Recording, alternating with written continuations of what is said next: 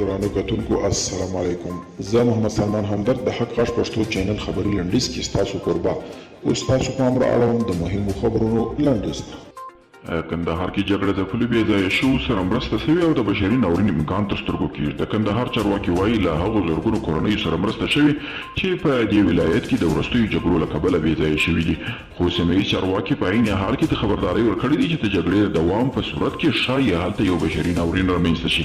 د افغان حکومت او طالبانو مذاکراتي پلاوي غړي وایي چې د دویم پړاو خبرو مقدماتي ناستې شوي او پر موضوعاتو بحث د شنبې په ورځ پیل شوی به پیل شي. په ورته مهال د افغان حکومت مذاکراتي ټیم تېره ورځ خپل منځي ناسته هم درلوده او له طالبانو سره د اجنډا د موضوعاتو په اړه مشورې کړي دي.